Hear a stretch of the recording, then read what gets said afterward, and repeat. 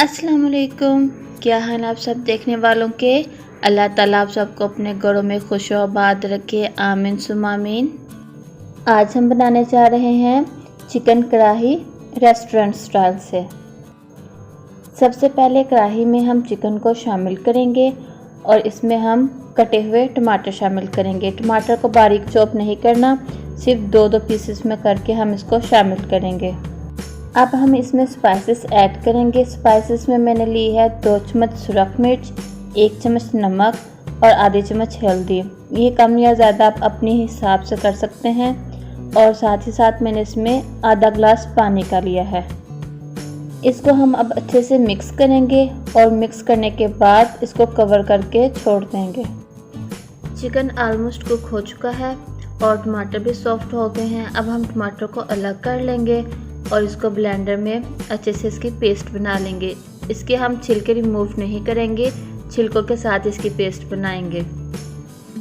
अब हम इसमें लहसुन की पेस्ट शामिल करेंगे। ये 2 तरह से बनती है, या तो आप इसको ब्लेंडर में डाल के थोड़ा सा पानी डाल के भी इसकी पेस्ट बना सकते हैं, और दूसरा तरीका ये भी होता है जो रेस्टोरेंट में ज़्यादातर फेमस है कि इसको थोड़े से पानी में बॉयल करने के बाद उसी पानी में इसकी आपने पेस्ट बनानी है और वो इसमें ऐड करनी है।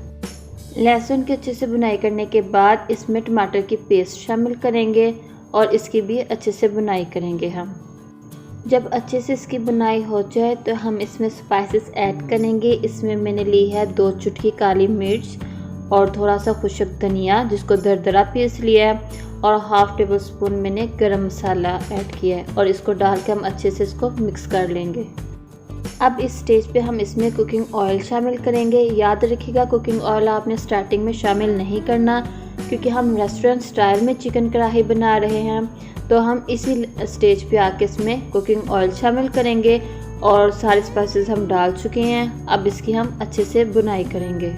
मोस्टली लोगों के घरों में चिकन बहुत ज़्यादा बनता है, तो इसको हर दफ़ा हम अलग तरीके से कुक करेंगे तो खाने में वैरायटी हमें चेंज मिलती है, जो अच्छा लगता है। सेम ही एक ही तरीके से बनाएं तो वो अच्छा नहीं लगता, इंसान बोर हो जाता है।